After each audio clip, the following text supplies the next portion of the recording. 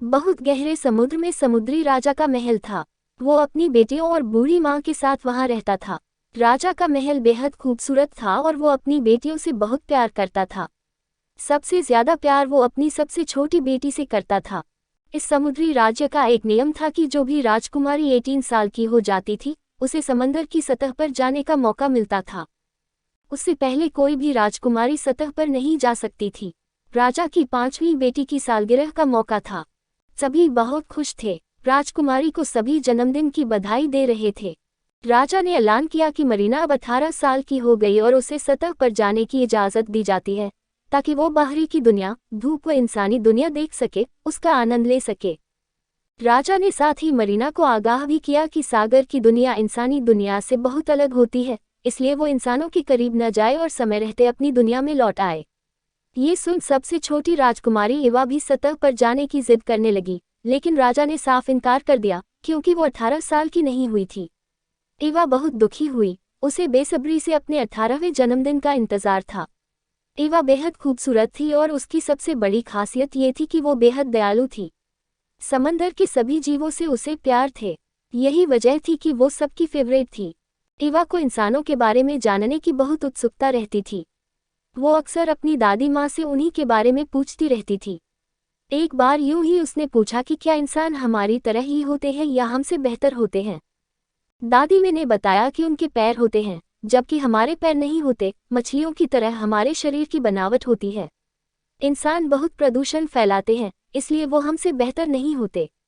एवा ने जानना चाहा कि क्या इंसान हमसे ज्यादा जीते हैं, तो दादी माँ ने समझाया कि वो 100 साल से ज्यादा नहीं जीते, जबकि मरमेड्स 300 साल तक जी सकती हैं और मरने के बाद वो समुद्री झाग बन जाती हैं। लेकिन यदि हम जीवन भर भले काम करें, तो हम अमर हो सकते हैं और हवा की परियां हमें स्वर्ग ले जाती हैं उनके साथ रहने के लिए। इसी तरह समय बीतता गया और एवा का 18वां जन्मदिन आ गया। उसे सबने बधाई दी। वो खुद बेहद उत्साहित थी। आखिर जिस पल का उसे इंतजार था, वो आ गया था।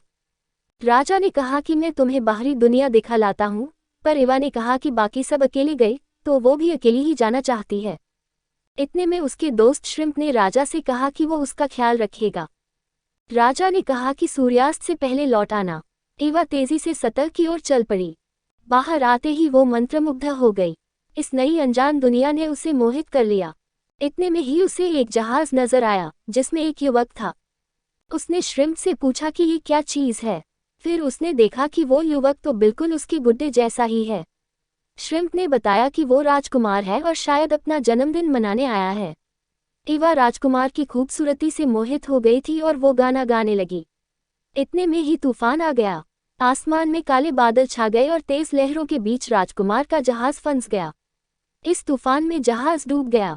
एवा ने देखा तो वो राजकुमार को बचाने चल पड़ी और वो कामयाब भी रही। राजकुमार को वो किनार पर लाए। इतने में ही किसी के आने की आहट सुनकर वो छिप गई। कुछ लड़कियां वहां से गुजर रही थीं और उन्होंने देखा कि राजकुमार वहां बेहोश था। इतने में राजकुमार को भी होश आ गया और उसने देखा कि एक खूबसूरत लड़की वहां खड़ी है। राजकुमार ने उसे अपनी जान बचाने के लिए धन्यवाद कहा। राजकुमार उसे अपना दिल दे बैठा। उस लड़की ने भी सच नहीं कहा। एवा ने ये सब देखा। श्रिम्प ने कहा कि वो लड़की झूठा श्रेय ले रही है, पर एवा ने कहा कि कोई बात नहीं, राजकुमार की जान बच गई, वो इसी से खुश है। सूर्यास्त होने को था तो दोनों वापस समंदर में लौट आए। नन्ही जलपरी का मन उदास था, क्योंकि वो राजकुमार को पहली नज़र में ही दिल दे बैठी थी, पर वो जानती थी कि उसे पाना नामुमकिन है। सागर के नियम ऐसे ही थे कि वो इंसानों से नहीं मिल सकती थी। श्रिम्प ने नन्ही राजकुमारी की हालत देख उसे एक उपाय सुझाया। वो उसे समुद्री डायन के बारे में बताने लगा, लेकिन उसने आगाह भी किया कि इसमें बहुत खतरा भी हो सकता है। लेकिन नन्ही जलपरी को तो बस राजकुमार को पाने की धुन थी। वो चल पड़ी समुद्री डायन से मिलने। समुद्री डायन ने अपने जादुई गोले में देखा कि लिटिल मरमेड उसकी मान की ओर आ रही है। इतने में ही गोले में से एक भविष्यवाणी हुई कि राजकुमारी सबसे प्यारी और भावुक मन की है। वो अपने अच्छे कामों की वजह से एक पवन परी बन जाएगी और उसी वक्त तुम्हारे पाप खत्म हो जाएंगे और तुम्हारी मृत्यु हो जाएगी। डायन ने कहा कि ऐसा कभी नहीं होगा। इतने में ही राजकुमारी डायन तक पहुंच गई और उसने गुजारिश की कि वो इंसान बनना चाहती है। डायन ने कहा कि उस राजकुमार के लिए ऐसा करना सही नहीं, क्योंकि ये तुम्हारे दुखों का कारण भी बन सकता है। एवा ने कहा वो हर कीमत के लिए तैयार है। डायन ने कहा कि मैं तुम्हें इंसान तो मैं बना दूंगी, लेकिन तुम्हारी आवाज़ छीन लूंगी। तुम्हें राजकुमार का दिल जीतना होगा। अगर तुम कामयाब रही तो तुम्हारी आवाज़ भी लौट आएगी, लेकिन यदि ऐसा नहीं हो सका तो तुम्हारी मौत निश्चित है और तुम समुद्री झाग बन जाओगी। नन्ही जलपरी ने शर्त मान ली। डायन ने उसे जादुई शरबत दिया और कहा इसे तट पर जाकर पीना। मरमेड ने ऐसा ही किया। शरबत पीते ही वो बेहोश हो गई।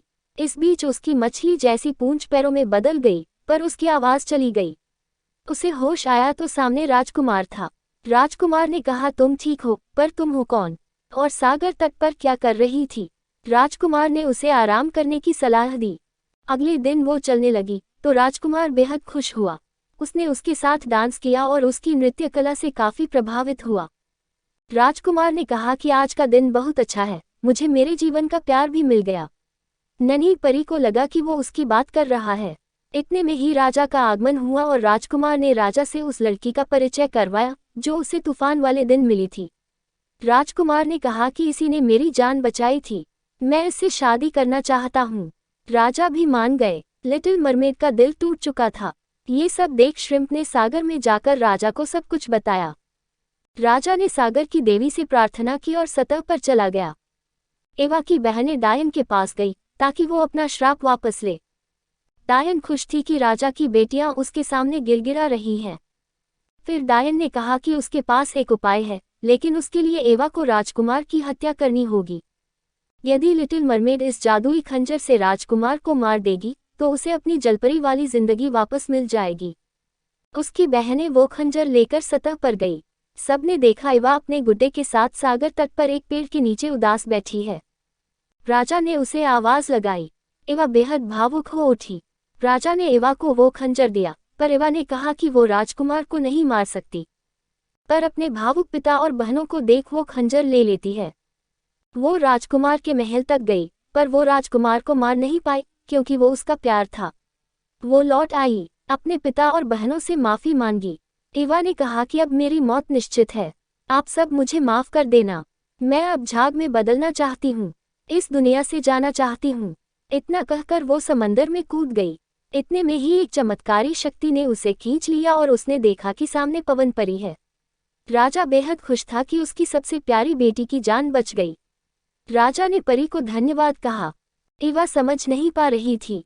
परी ने बताया कि हम आकाश की परियां हैं और तुम अब हमारे साथ परी बनकर रहोगी। तुम्हारे उदार मन और सागर व इंसानों के प्रति प्यार को देखते हुए ये तुम्हारा इनाम है। तुम भविष्य में इंसानी रूप में भी जन्म ले सकती हो। लिटिल मरमेड ने सबको अलविदा कहा और अपने राजकुमार से भी कहा कि अगले जन्म में तुम ही मेरा प्यार बनोगे, मैं हमेशा तुमसे प्यार करूंगी। उसने परी माँ को धन्यवाद कहा और उनके साथ स्वर्ग में चली गई। ऐसा होते ही उस डायन और उसके पापों का भी अंत हो गया। सभी लोग संतुष्ट थे।